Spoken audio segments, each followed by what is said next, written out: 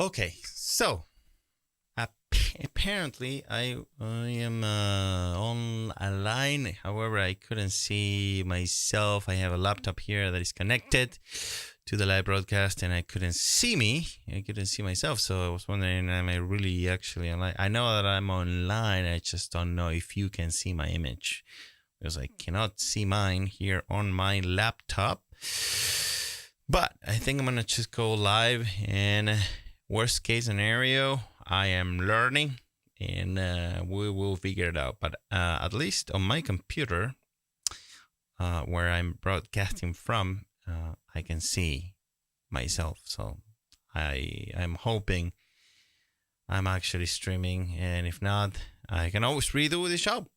Anyway, I'm going live in 5, 4, 3, 2, and 1.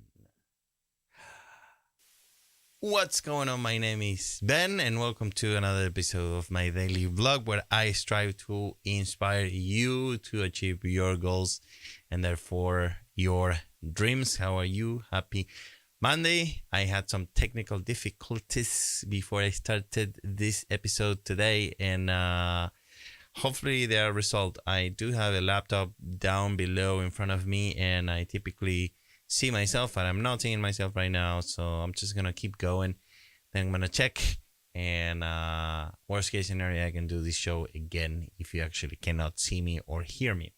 But according to my computer, which is behind me, I am live, so, and the sound is fine. So anyway, welcome. And today I am going to read you part 1 of the introduction of chapter 12 of Masterplan Your Success, and I'm gonna do this in 2 parts because excuse me, typically the introductions of each chapter I do it in 2 parts, so that way we can talk a little bit more about what I wrote a couple years ago. And again, this is Masterplan Your Success. This is the book I wrote for my kids, specifically to my kids, and also to my wife, my family, my friends, and of course for you. So let me read you the introduction of chapter 12, and it is called The Minds That Change Your Mind. You are them, they are you. Okay, so part 1 reads: you are the 5 people you hang out with the most, and there are plenty of horrible stinkers contaminating the air we breathe. You become them before they become you. Sometimes you cannot get away from one of them, a coworker, for example, so you have to focus harder on the other 4. If you want to improve your life, you must sometimes change some or all of those 5 people's spots in your life. You don't have to change them, but you have to replace their place within your life. Even if you could help them break their own mold, the die is cast for some individuals. Whittle them down. It hurts sometimes when it is somebody you like or even love, but gaining distance from that negative, mean, destructive person is what you're gonna have to do in order to move forward and get better in life. Ultimately, it's either you or them. Your choice. Okay, so basically what I'm saying there is that you have to, typically, you probably know this and you heard this before, but we become the average of the 5 people we hang out with the most, So sometimes some of the peoples are toxic, negative, and you have to change them. You just have to change them, unless there is absolutely nothing you can do to change them. Let's say if we are talking about a family member, if it's your dad or your mom, that you just can't change them, but at least sometimes if you can, and if it's healthy for the relationship between you and them, and for them, if they're not too old, let's say, that happens to me with my dad, which is he's older, He's 84, I believe. And there's nothing I can do to change my dad, and I love my dad.